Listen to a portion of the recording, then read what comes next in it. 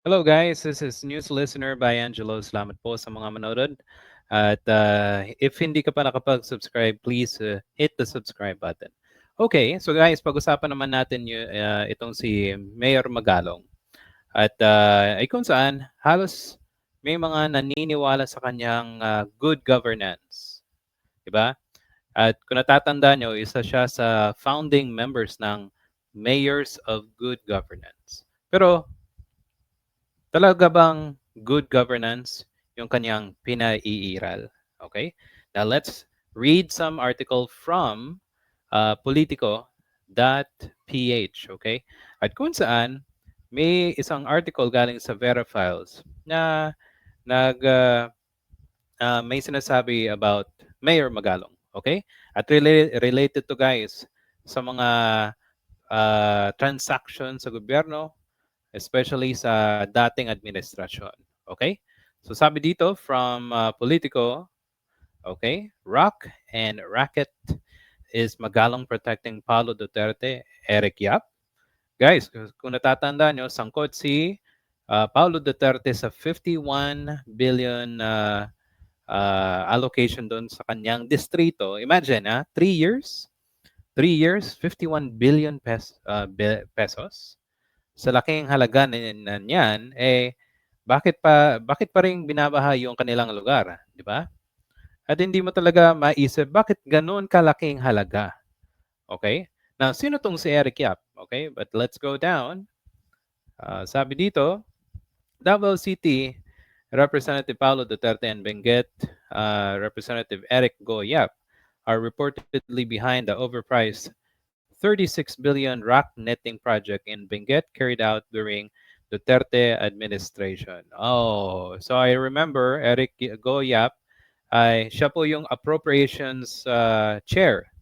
Uh, Katumbas yan yung chairmanship ni Saldico. O, di ba? So, that means nung panahon ni Duterte, hawak nila yung Kongreso at iniligay nila tong 36 billion, imagine netting project doon sa Benguet. Napaka laking halaga, 'di ba? Okay, galing ito mismo kay Verifiles columnist Antonio Montalvan the second, who has also alleged that the two lawmakers participating in the racket known as was known to Baguio City Mayor Benjamin Magalong. In his October 15 column this year, by the way, said Magalong had privately told Senator Antonio Trillanes back in 2022. Yan yung sinabi din ni Senator former Senator Sonny Trillanes na merong involvement yung dalawa sa overpriced project. Pero hanggang ngayon hanggang ngayon guys, wala pa rin masabi itong si Mayor Magalong, 'di ba? What keeps stopping him? But by the way, unang-una believe ako kay Mayor Magalong kasi napaka-sincere, straightforward siyang magsabi at yung kanyang crusade para mawala yung corruption sa ating bansa. Ang problema pala involved din pala siya, 'di ba? Doon sa kanyang bakuran meron ganitong issue na hanggang ngayon wala pa ring sagot. 'Di ba? O sabi ni columnist Montalvan, Magalon's silence since then makes him complicit. Totoo naman. Kasi kung hindi ka tahimik, pero pino-pursue mo yung korupsyon na nangyari sa bakuran mo, walang mangyayaring ganito, 'di ba? O baba tayo. Magalong has paid a certain price because it has taken him 3 years now concealing those names. It will expose him as a Duterte protector. So ICI advisor siya, 'di ba, ng Independent Commission on Infrastructure. Tapos nag-resign siya. Ang lapit na siguro madama yung kanyang pangalan. Yung kanyang actual na pangalan ay involved dito, 'di ba? At hindi niya malang mabanggit yung mga doon sa Davao. Tapos ang galing niya mag-pronounce or magsabi ng mayroong corruption the DPWH, eh, sa bakuran niya meron, di ba? O yan. Kaya hindi dyan believe si Senator Trillanes. Okay, ako nung una medyo believe ako eh. Kaso nga lang, mas pinagtanggol niya pa yung nangyari sa karahasan nung time ni Duterte. O, di ba? Okay. So once we know who those anomaly managers were, we'll definitely find Magalong as no doubt the Duterte protector. Magalong is actually doomed. Ayan. Okay. So kasi nasa hindi pinagtatanggol niya pa. Tapos tahimik daw, dapat may kamay na bakal. Eh kaso nga lang, merong mga destabilization na yung kanyang pangalan daw ay nagko-connect. O, di ba?